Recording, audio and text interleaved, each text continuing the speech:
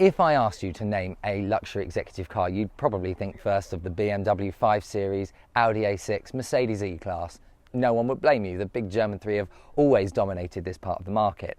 However, every so often, a challenger comes along for this title, normally with some unusual results. But when that challenger is none other than the constantly quirky Citroen, you end up with something even more different, the C6.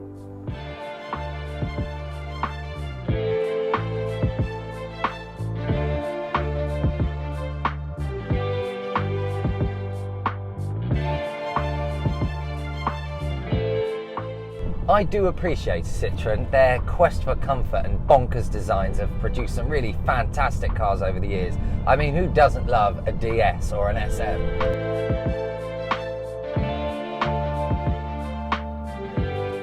But was Citroen even still capable of capturing that 70s je ne sais quoi and breathing it into its 20th century luxury limousine?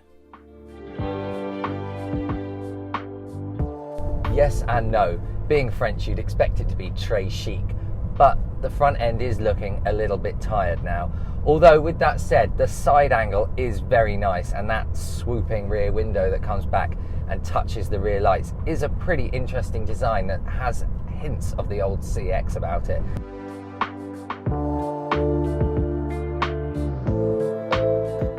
Of course, you'll be spending most of your time driving or being driven in the C6. That's what Jacques Chirac and Nicolas Sarkozy had. They both used these as their presidential limousines.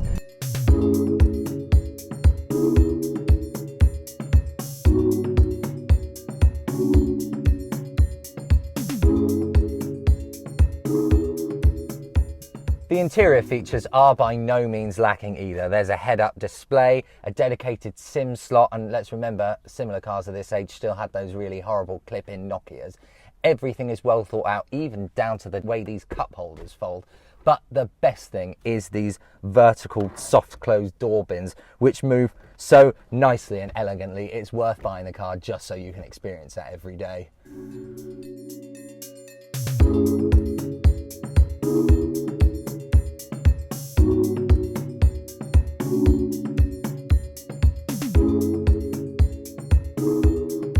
The main selling point of the C6 is, of course, that hydro pneumatic suspension. Now, it's a bit more complicated than I can get into right now, but essentially it uses oil and spheres to really dampen the ride down and gives the car this sort of boat-like floaty quality.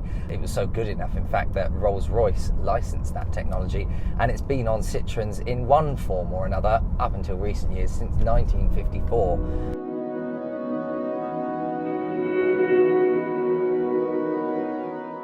If you're thinking that you haven't seen a C6 around for a while, it's because you haven't.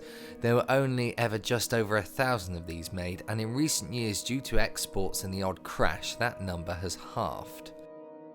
This car has not been spared from the problems of French electrics either, and can suffer from a host of issues. The engine most often found is a 2.7 diesel that was also used in Land Rovers. However, there's not really much diversity in the engine types that were on offer. This car also deserved better than the indicator stalks from a Peugeot 206.